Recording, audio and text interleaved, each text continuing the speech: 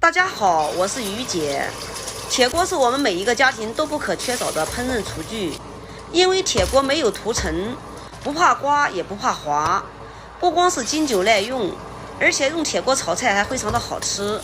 但是有好多的人因为锅买回来不会开锅，导致铁锅生锈，不管是煎蛋还是煎饼，粘的是一塌糊涂。他又埋怨锅不好啊，又埋怨灶不好啊，其实是新锅买回来没有开好。今天呢，就借此机会给大家分享一下正确开锅的方法，顺便再给大家分享一下30秒快速搅拌煎饼糊糊的技巧。下面请跟我一起来操作吧。有几个美食界的朋友都向我推荐这款炒菜锅，说这款炒菜锅呀是非常的好用。对，就是这个牌子的。今天啊，终于到手了。我们现在呢，来给它打开看一下。打开2层包装以后，我们首先发现的呢，就是一个加厚的茶色玻璃盖子，下面呢就是炒锅了。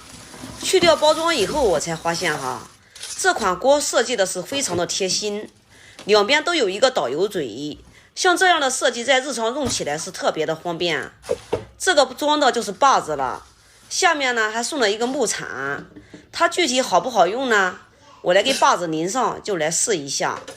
很多人新锅买回来以后啊，不是用洗洁精洗，就是把锅烧得通通红，那样是不正确的哈。因为新锅上面有一层黄锈漆，还有一层保护油，用凉水清洗是清洗不干净的。首先打开煤气炉，一边烧一边转动锅，使锅受热均匀，把上面一层保护漆给它烧脱落就可以了，千万不要烧得太红，烧至变色就行了。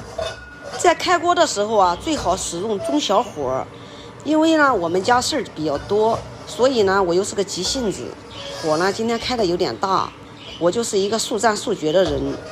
就像这样烧变色以后再给它转一下，然后呢给它转上一圈就可以了。像这样呢，上面一层保护漆呢已经烧坏掉了，然后再用洗洁精一洗就干净了。千万不要给它烧到通通红，烧到通通红的话，像那样的锅呢已经都烧坏掉了，下次再用的时候还容易生锈。开锅最好是3开1养，第一遍干开，第2遍第3遍是油开，然后再养一晚上。第一遍开完了以后，用钢丝球加点洗洁精，轻轻的给它清洗干净。洗第一次锅必须要用钢丝球加点洗洁精，这样才能把铁锈和油漆残渣清洗干净。假如说第一次你要用百洁布洗的话，这个油漆残渣和铁锈你是洗不干净的。把锅的内外都给它清洗一遍，清洗干净以后，我们再来进行第2次油开。第一次锅开好了以后哈，这个锅永远都不会生锈，不管你是煎鱼啊，还是煎蛋啊，还是煎饼啊，一不破皮，二不粘锅，特别的好用。再次把锅烧至无水的时候，把猪皮给它放进锅里面，然后用铲子不停的推动，把里面的油脂慢慢的给它煎出来。一边煎一边用这个猪皮擦拭锅，借用这个油脂把锅整个给它润一遍。第2次开锅火一定要开小一点哈，全程用最小的火。我大约是擦拭了5分钟左右，锅里面擦拭了冒黑烟，锅呢亮晶晶的，像这样就差不多了。开锅你千万不要嫌麻烦，因为开好一口锅最少可以使用10年以上。你想一下，在10年里面，这个锅一不生锈，二不粘锅，用的是非常的顺手，就是麻烦一点也是非常值得的。第2次开完锅以后，再也不能用钢丝球清洗了，因为锅的表面形成了一层保护油膜，刮花了以后容易生锈，就用百洁布加点洗洁精，把多余的油脂给它清洗干净就可以了。这是第3遍开锅，开完了以后一定要养一下锅。开第3遍和第2遍是一样的，锅烧至无水的时候，把猪皮给它放进去，然后一边小火煎制，然后呢一边擦拭锅。随着温度的升高，猪皮里面的油脂呢也慢慢的煎出，借用这个油脂呢，把锅内全部都给它擦拭一遍。锅内擦完了以后，趁热用猪皮把锅的外边也给它擦拭一遍。外面擦拭一遍的目的呢，主要是让锅的外面也形成一层保护油膜，以免后期呢生锈氧化。第3次开完锅以后，千万不要急着去洗锅，用油给它养上1个晚上，第2天再洗锅。像这样呢，一层保护油膜就形成了。锅因为表面有一层保护油膜，一不会生锈，2呢也不会粘锅。我说的再好，你可能也不会信。等锅养1个晚上以后，明天实操来给大家证明。现在是第2天的早上哈，我们现在来给大家分享一下快速搅拌煎饼糊糊的技巧，最多30秒给它搅拌的光滑细腻，无面疙瘩。首先在容器里少加一点点的水，然后再加适量的盐，多加一点面粉，用筷子给它搅拌成一个偏稠的糊糊。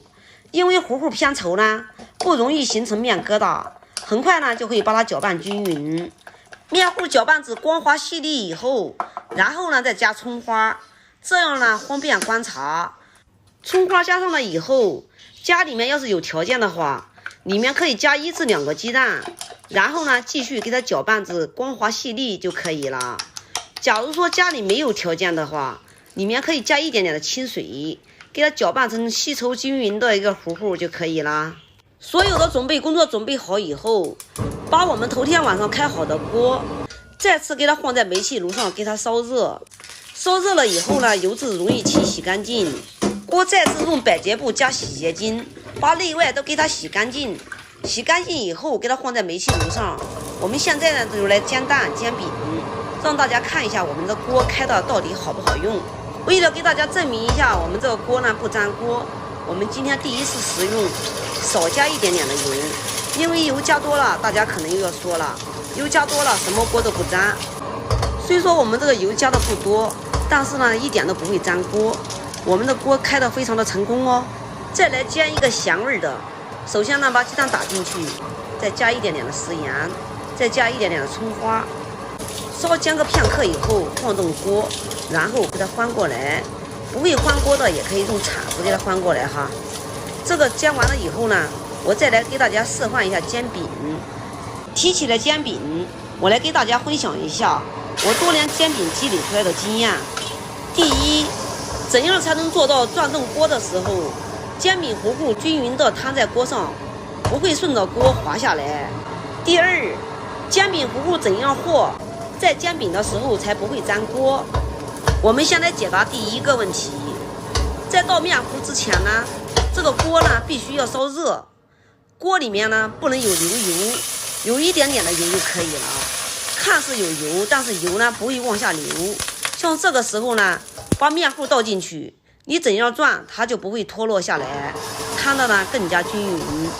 第1锅饼煎完了以后，这个后期呢就好操作了，因为在饼上加油，锅上呢自然就有油，它也不会粘锅，也不会脱落。现在来解答第2个问题，怎样和煎饼糊糊，做煎饼的时候才不会粘锅。其实呢是很简单，煎饼糊糊和均匀以后，在里面加1至2个鸡蛋，在煎饼的时候啊，它一点都不会粘锅，这就是技巧。好啦，今天的视频就给大家分享到这里吧，我是于姐。如果你喜欢我的视频，请不要忘记关注我哟。感谢您的观看，我们下期再见啦。